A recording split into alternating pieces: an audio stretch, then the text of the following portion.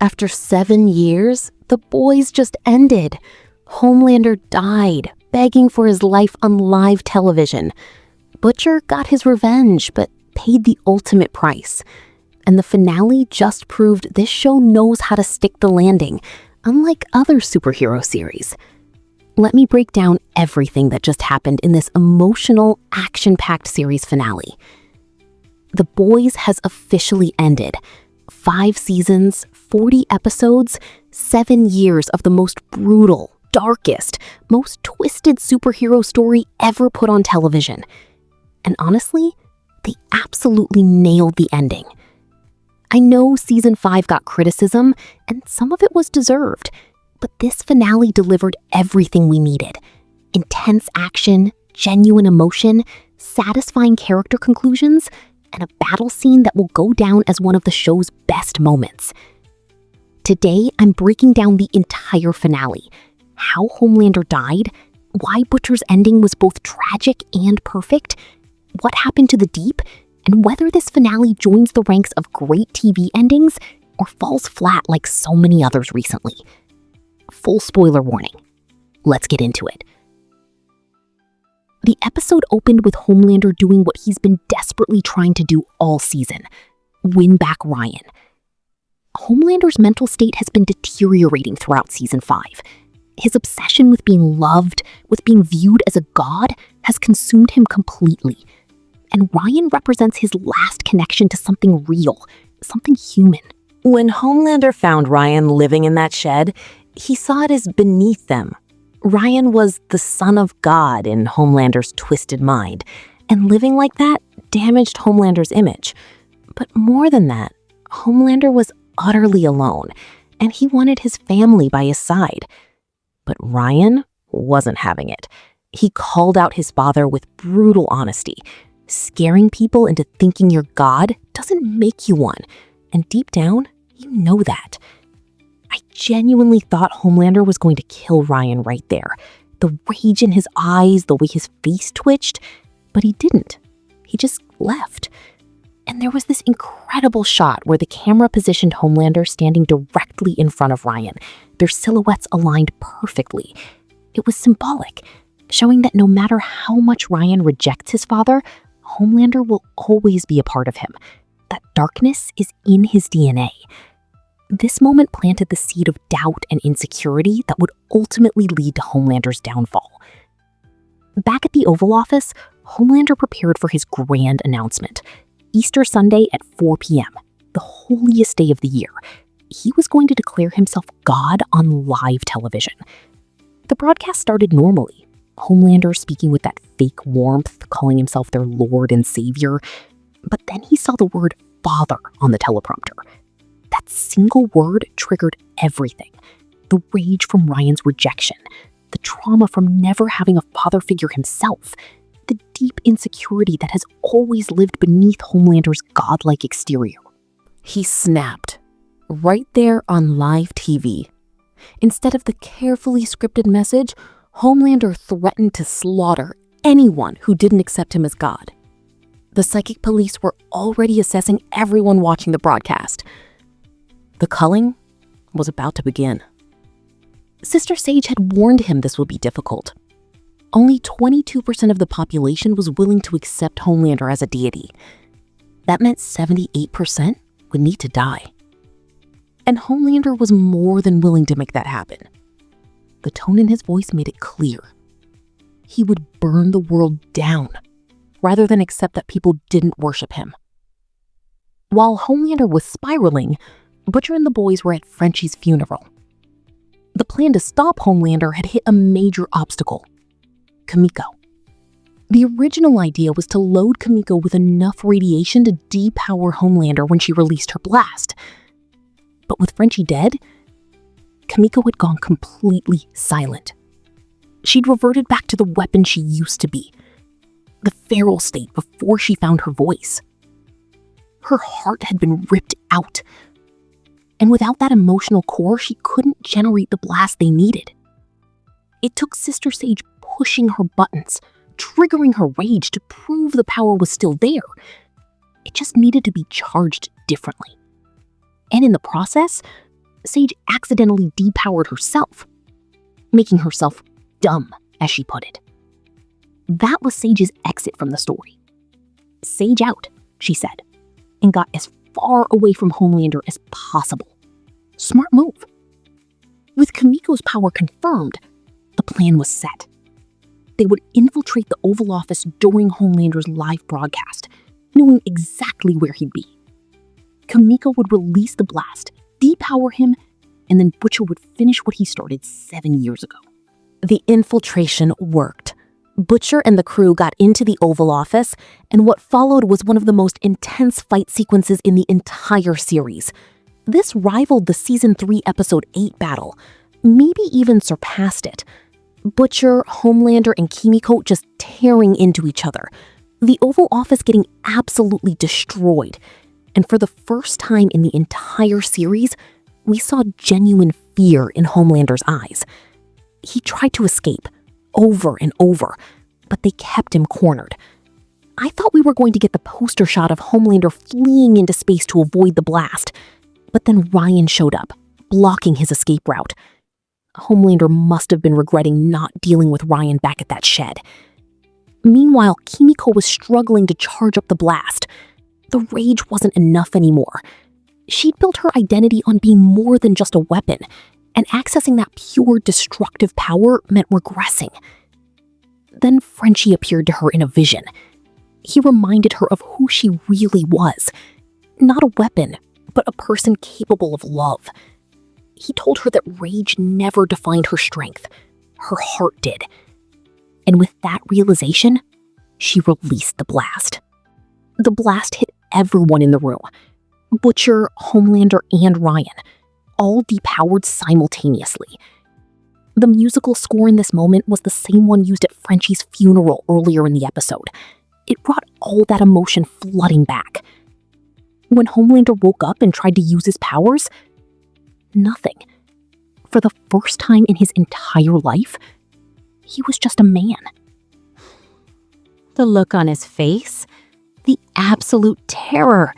He knew exactly what was coming. And Butcher? Pure joy.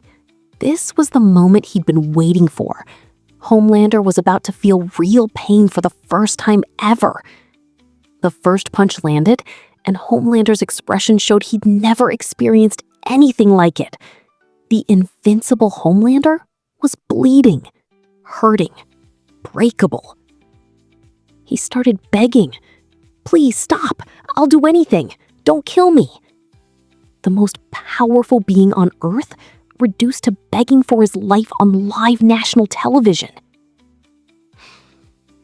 Butcher beat Homelander into oblivion. Every punch was for someone Homelander had hurt, for Frenchie, for everyone who'd suffered because of this monster. But the final blow? This is for Becca. And Butcher drove a crowbar straight through him. A direct homage to how Butcher kills Homelander in the comic books. Perfect. Homelander's last moments were pathetic. Lying on the floor, powerless, begging. The human image of Homelander was immortalized forever on live TV. Everyone watching saw him for what he truly was. Nothing without his powers. All that ego, all that bravado, meant absolutely nothing when he couldn't back it up with strength. He tried to say, "I am the Homelander," one last time, but it was hollow, empty, the words of a broken man. In his final seconds, he called out for the Angel Maeve, convinced she had tricked him somehow. His mind was completely gone. As Butcher stood over the body, there was this strange look on his face. Like maybe he didn't feel the satisfaction he thought he would. Maybe he just didn't know how to feel anymore. Defeating Homelander had been his entire purpose for 7 years, and now it was done. The Deep always felt like he was heading toward poetic justice, and he got it. Throughout the finale, Homelander kept reminding the Deep that he was the person Homelander respected least in the entire world. He hadn't killed him because he wanted the Deep to suffer, to feel unloved despite giving everything. When Butcher's team arrived, the Deep saw Starlight and interpreted it as a test. If he defeated her, he could finally prove his worth to Homelander and earn that love he desperately craved. It didn't work out that way. The Deep has been irredeemable from day one. He never took responsibility for anything. He hurt everyone who cared about him, all in Homelander's name. So having Annie, the woman he assaulted in season 1, be the last person he saw before dying? Perfect. She blasted him out of the tower and he landed in the ocean. For a split second, he didn't realize where he was. Then it hit him. The panic set in. The sea creatures he'd betrayed surrounded him. They'd threatened him in the previous episode because of the oil pipeline leak. Now they got their revenge. The Deep had no place on land because of what he'd done to people. Butcher was alone, just like Homelander had been. His worst fear realized. And without Homelander to focus on, Butcher turned to his next obsession, eradicating all Supes with the virus. Butcher went to Vought Tower, now run by Stan Edgar again, and planted the virus on every floor. When the Supes returned, it would release and spread globally within days. All 10,000 Supes on the planet would die to protect the 8 billion humans. Huey figured out the plan and followed him. They confronted each other, and Butcher revealed his twisted logic. Even with Homelander gone, another one would just rise up. The cycle would repeat. The only way to truly protect humanity was to eliminate Supes entirely. But that meant Starlight would die. Kimiko would die. Everyone they cared about. Huey couldn't let that happen. They fought, and just like with Homelander, the evil side of Butcher emerged. He beat Huey the same way he'd beaten Homelander earlier. Butcher's finger hovered over the button to release the virus. But then he looked at Huey and saw Lenny, his brother, the person he'd loved most in the world before Becca. He couldn't do it. Huey shot him. Butcher told Huey he did the right thing, that he wouldn't have stopped. But we saw the truth. Butcher was about to stop. He couldn't kill Huey. I think Butcher lied to make it easier on Huey, to help him live with what he'd just done. As Butcher lay dying, everything went quiet. All the noise, all the pain that had plagued him his entire life, his father, Lenny, Homelander, Becca, it was all fading.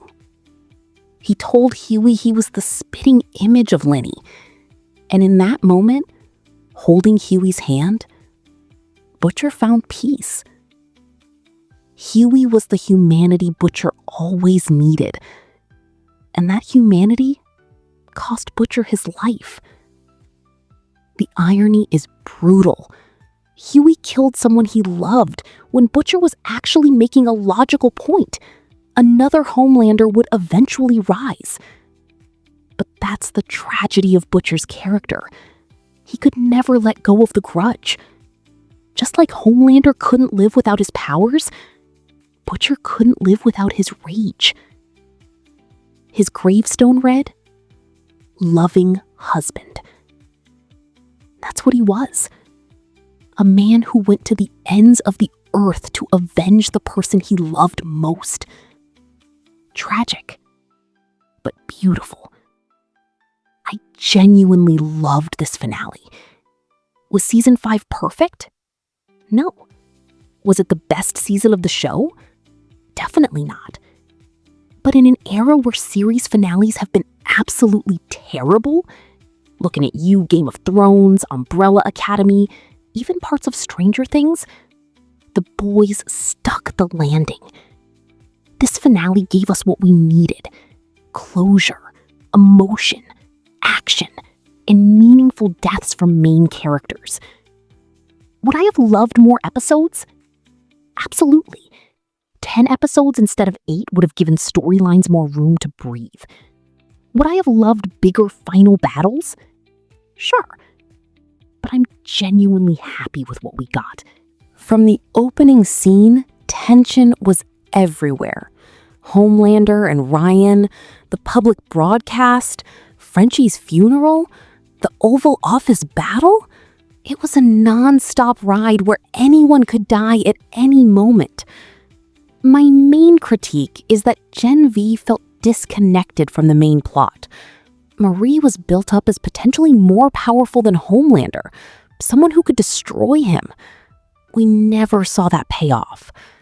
The cancellation of Gen V and its absence from this final season created a disjointed feeling. I got emotional during this episode. Frenchie's funeral, Butcher getting his revenge, his death in Huey's arms, Terror dying. This 7-year journey was ending, and there's real sadness in that. Some parts felt a bit odd to me. Huey owning an audio-visual store in 2026 seemed unrealistic, and naming his unborn baby Robin after his ex-girlfriend with Annie felt strange. But these are minor nitpicks. The final battle was spectacular, genuinely felt like anyone could win, and seeing the fear in Homelander's eyes as he begged for his life was everything. Let me take a moment to praise Anthony Starr. His portrayal of Homelander is the best villain performance on television since Voldemort in Harry Potter. The Night King and Vecna had potential, but never reached those heights. Homelander belongs alongside the greatest villains in TV and film history. That's entirely because of Anthony Starr's incredible performance. The entire main cast was phenomenal throughout the series. Their commitment to these characters never wavered. If I'm being critical, Starlight felt nerfed this season. I always thought she could be one of the strongest Supes, but that never materialized. Seeing her struggle against the Deep was surprising. The Starlighters versus Homelander storyline got lost too. It needed more time to develop properly. But overall, this was as close to a perfect finale as we could have gotten. Real closure, satisfying endings for characters we've been invested in for 7 years, and a willingness to actually kill main characters in meaningful ways. The Boys is over, and what a ride it's been. The Boys Season 5 finale delivered everything a series finale should.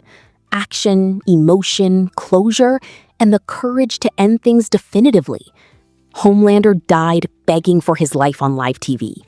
Butcher got his revenge, but couldn't escape his own demons. The Deep got poetic justice, and we said goodbye to a show that redefined the superhero genre. What did you think of the finale? Did Butcher deserve to die? Should Huey have let him release the virus? Was Homelander's death satisfying? Drop all your thoughts in the comments. After 7 years of this show, I want to hear how everyone feels about this ending. If you've been following this coverage, thank you for being on this journey. Make sure you're subscribed for more breakdowns and analysis. The Boys is done, and they ended it the right way. Thanks for watching, and I'll see you in the next one.